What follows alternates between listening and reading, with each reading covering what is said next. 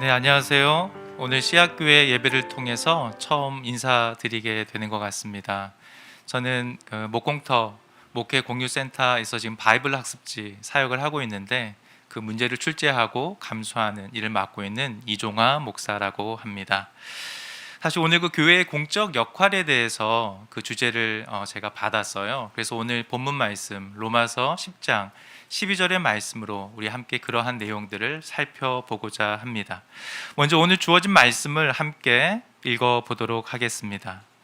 유대인이나 헬라인이나 차별이 없음이라 한 분이신 주께서 모든 사람의 주가 되사 그를 부르는 모든 사람에게 부요하시도다. 아멘. 먼저 우리가 잘 아는 이야기 하나로 오늘의 설교를 시작해 보려고 합니다. 한 스승이 커다란 마당에 원을 하나 그어놓고 그 제자에게 이렇게 이야기합니다.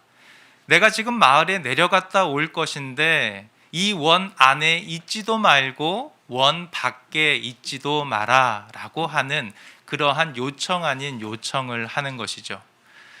그래서 제자는 그 이야기를 듣고 당황합니다. 근데 스승은 뭐라고 한마디도 못했냐면 만약 네가 원 안에 있으면 오늘 하루 종일 굶을 것이고 원 바깥에 있으면 나를 떠나야 한다 이렇게까지 얘기하는 거예요. 만약에 여러분이 그 제자라면 어떻게 하시겠습니까? 원 안에도 원 밖에도 있지 말아야 한다면 아마 어떤 분들은 이렇게 생각하실 수도 있습니다. 그 큰 원, 그 선 사이에 서서 안에도 밖에도 있지 말아야겠다라고 생각하는 분도 계시겠지만 정답과는 거리가 좀 멉니다. 아마 아시는 익숙한 분들은 이 답을 잘 알고 계실 텐데요. 이 제자가 큰 마당에 이제 구석에서 쌀이빗자루 하나를 가지고 와서 그 선을 지우기 시작합니다. 만약에 선이 없다면, 선이 아예 존재하지 않았다면 선 안에 혹은 밖에 있어야 할 이유가 없겠죠. 그래서 그러한 제자의 삶은 마치 그 선을 지워내는 것이라고 생각해 볼 수 있습니다. 사실은 이론적으로는 굉장히 쉬운 일입니다. 무엇인가를 경계짓고 선을 만들고 벽을 세우는 것이 아니라 그것을 허물기만 한다면 우리의 많은 갈등과 오해 문제들은 풀어갈 수 있을 것입니다.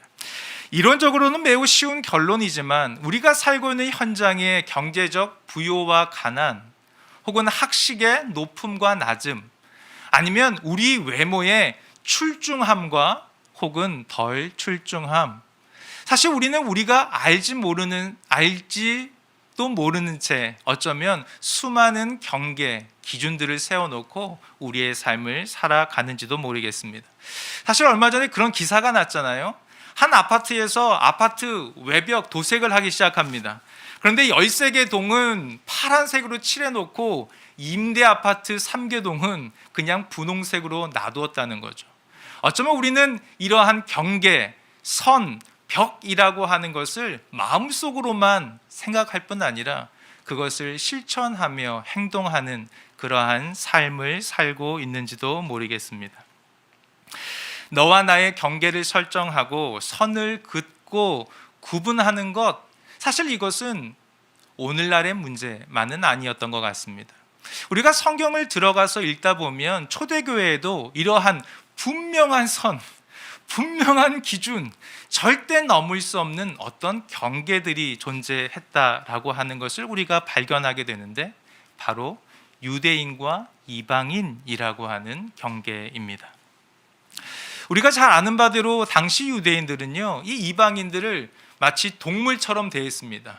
우리가 잘 아는 개나 혹은 돼지에 비유될 그러한 동물처럼 사람 취급을 하지 않았던 것이죠.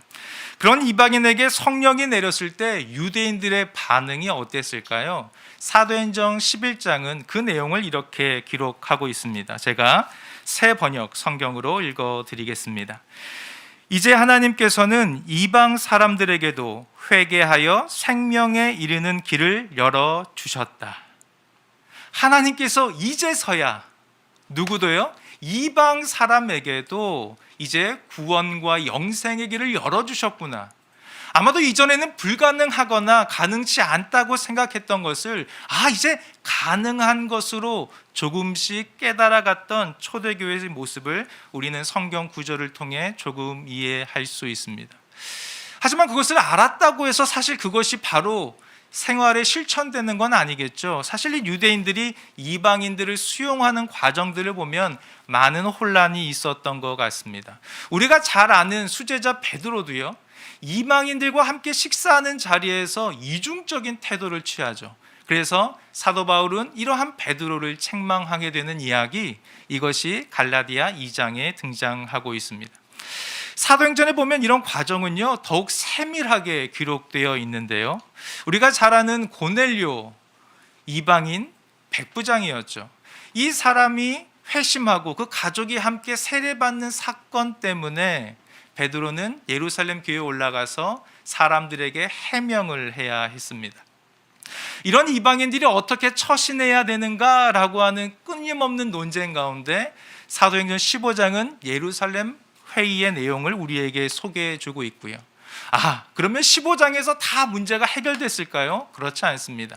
21장의 사도 바울이 나중에 예루살렘에 도착했을 때 사도 바울은 그러한 이방인 문제로 굉장한 곤욕을 치루었다 하는 것이 사도행전 21장의 말씀입니다.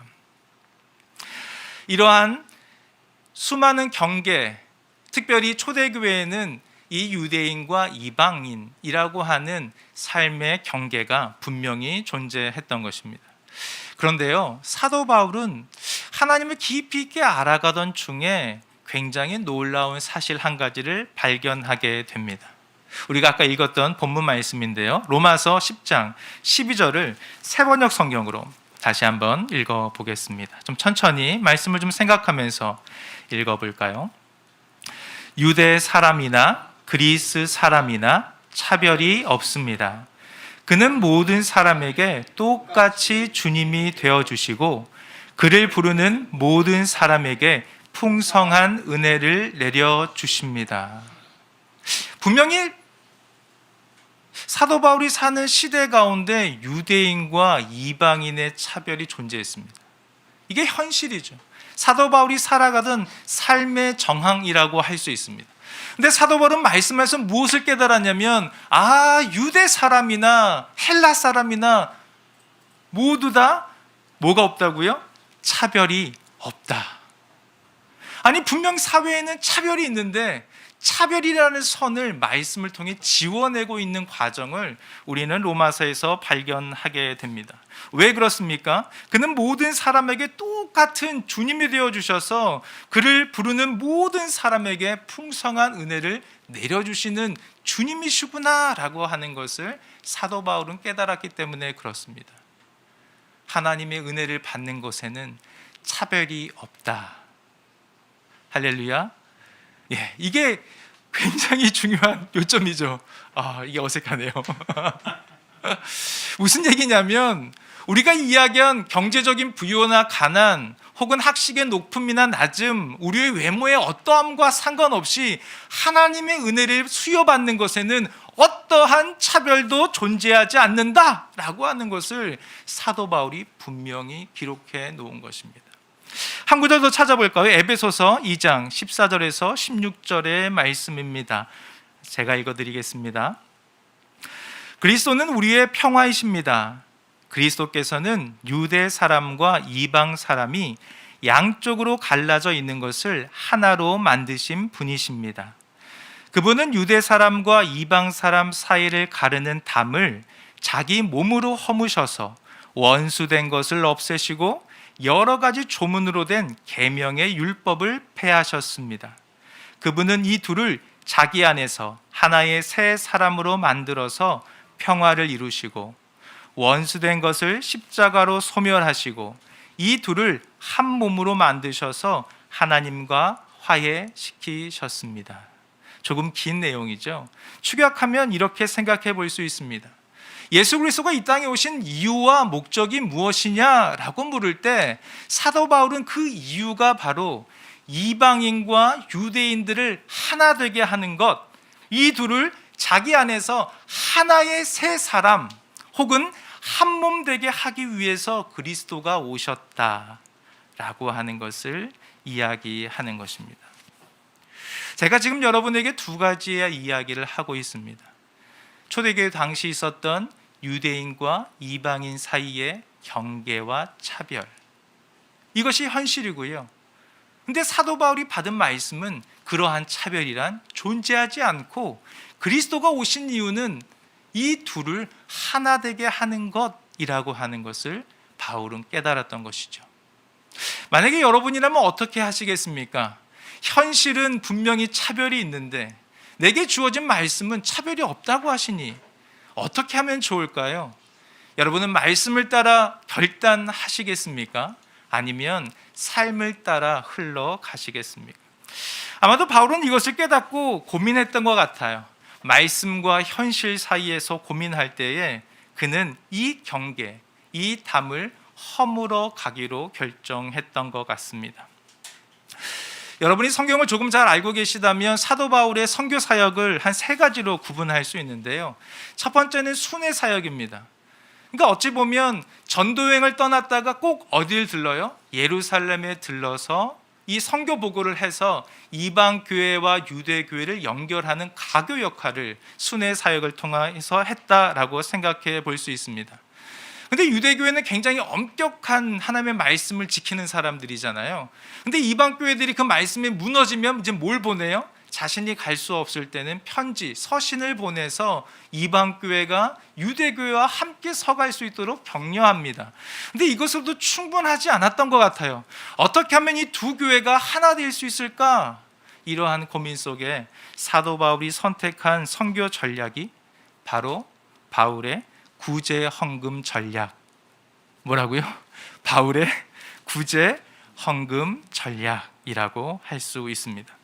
사도행전에 보면 크게 두 번 이 구제 헌금이 전달된 것으로 보입니다. 첫 번째는 사도행전 11장 27절에서 30절에 나오는데요.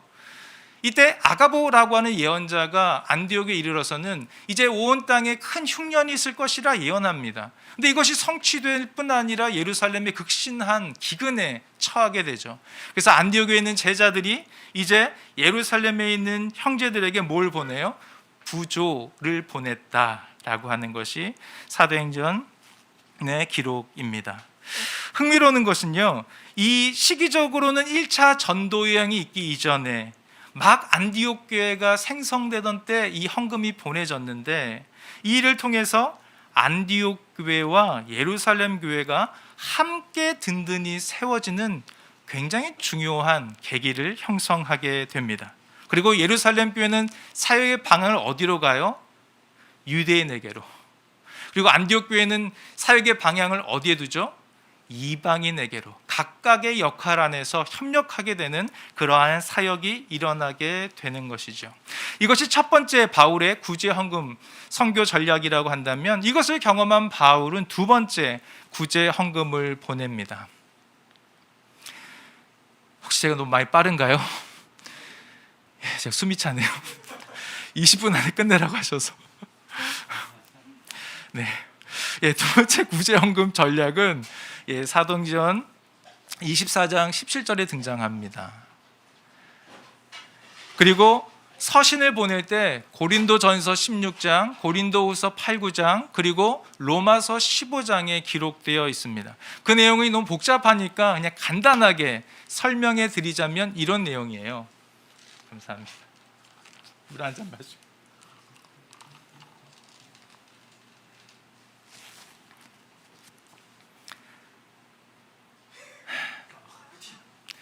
네. 설명하면 이런 내용입니다.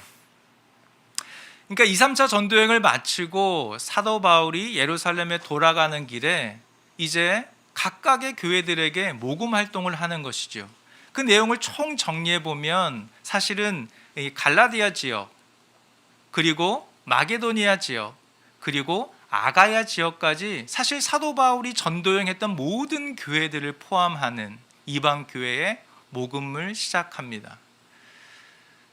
그런데 어떤 분들은 이런 얘기를 들으면 예루살렘 교회가 너무 어려우니까 사랑의 마음을 가지고 그리스도의 사랑의 원리로 사도 바울이 이런 일을 했겠지라고 생각할 수 있습니다. 저는 그것이 분명 맞다고 생각합니다. 분명 사랑의 실천으로 사도 바울은 그러한 구제 헌금을 전달하고자 하였을 것입니다.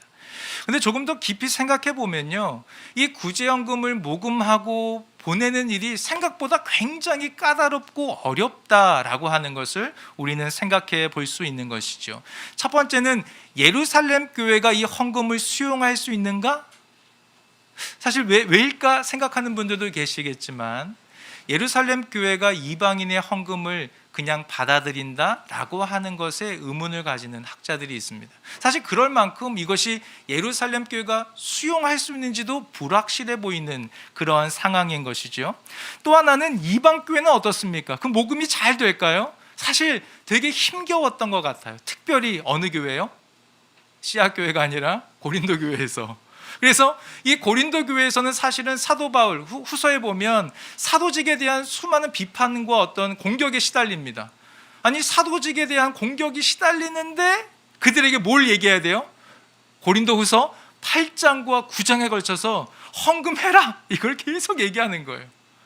이게 쉬운 일이 아니었다는 것을 우리는 알 수 있고요. 또 개인적인 사도 바울의 정황을 보아서도요, 사도 바울은 3차 전도여행, 이제 지금의 그리스 끝에 가 있었을 때 그 옆으로 가면 이탈리아고 로마고 그 옆으로 가면 스페인, 서바나니까 이 서바나 끝까지 가고 싶은 개인적인 계획이 있었어요. 근데 거기서 로마에 편지를 보내고 자신은 어디로 가요? 다시 예루살렘으로 돌아갑니다. 그 모금한 헌금을 전달하기 위해. 근데 그 돌아가는 길도요, 순탄하지 않고요, 제자들과 장로들이 그 길을 막습니다.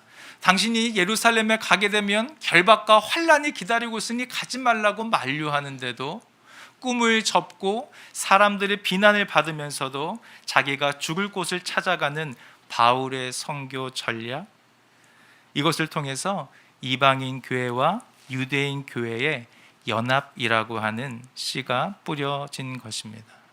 바울의 목소리로 한번 들어보겠습니다. 고린도 후서 8장입니다.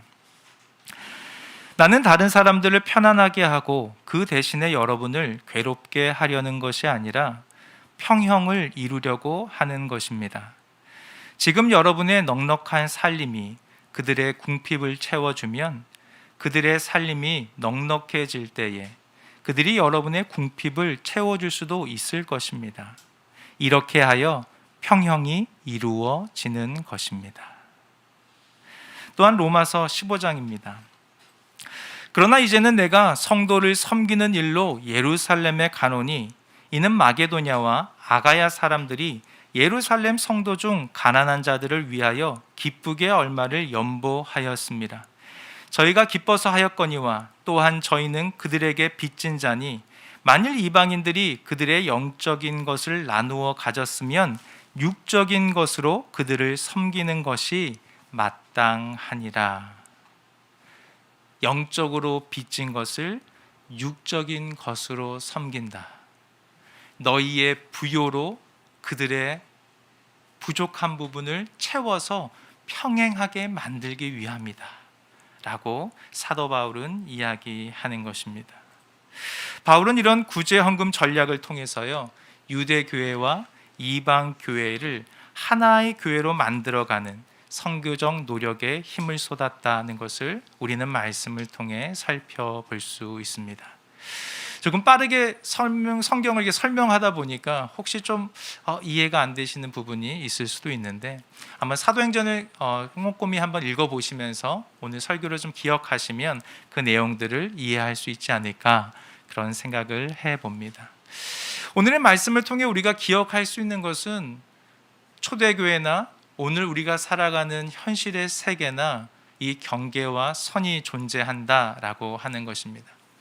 저는 이것을 굉장히 자주 또 긴박하게 느낄 때가 있습니다. 저희 집에도 새 아이들이 이제 있는데요, 셋 다 지금 집에서 공부를 해요. 홈스쿨링을 시키고 있습니다. 언젠가 교육청에서 저희 집에 공문 하나를 보내왔는데 그 제목이란 게 이런 것이었습니다. 학교 밖 청소년들에게. 그래서 저는 그 공문을 받고서 우리가 정말 학교 밖에 있는 사람들이구나 라는 것을 좀 더 분명하게 직시하게 되었던 것 같습니다. 그런데 교회라고 다릅니까? 교단과 교파 혹은 대형 교회와 작은 교회 혹은 지역적 경계들 속에서 교회들이 나누어집니다.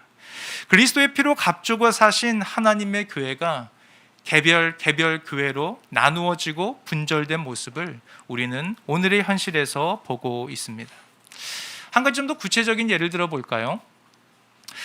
고양시 그 민방위 교육장 그 사거리를 혹시 아는 분들이 있을지 모르겠는데 거기에는 4개의 단독체 교회들이 있습니다.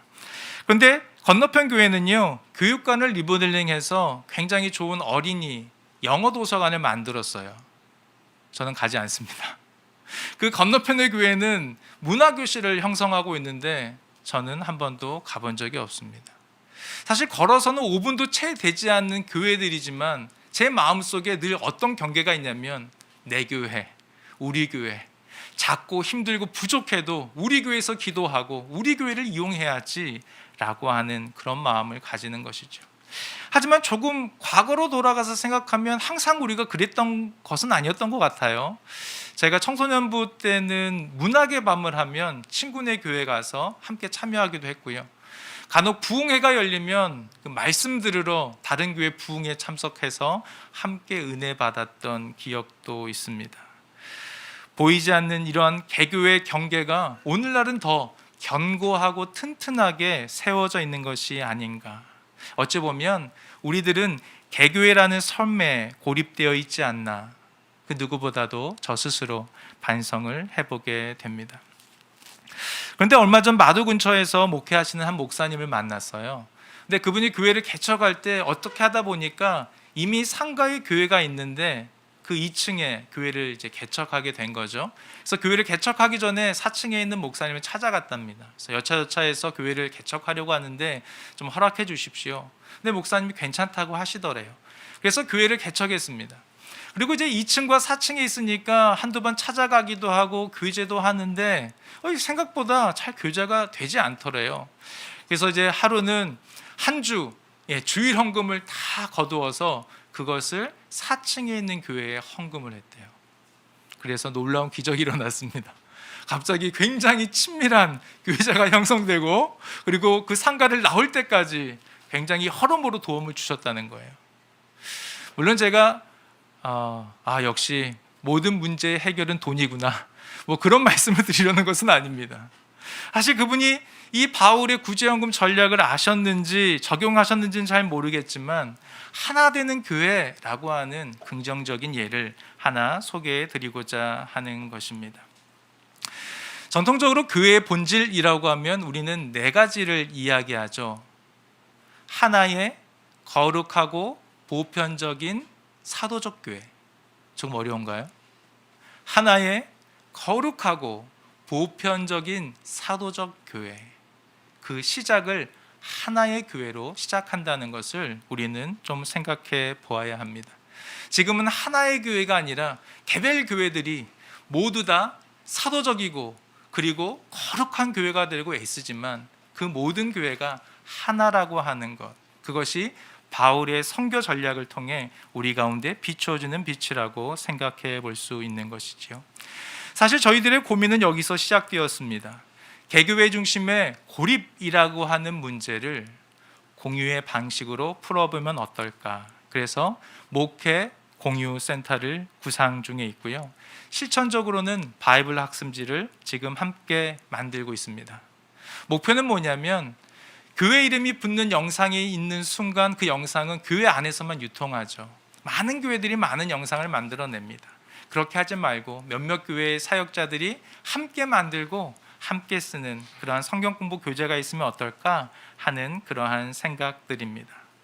이제 말씀의 결론을 이제 드려야 할 것 같습니다. 사실 이 경계라고 하는 것이 무조건 나쁜 것은 아닙니다. 분명 우리는 개인으로서 혹은 개교회가 분명한 경계와 선을 가지는 것은 또한 중요한 일입니다. 그러나 그것이 혐오와 배제와 같은 폭력이 되어서는 안 되겠죠.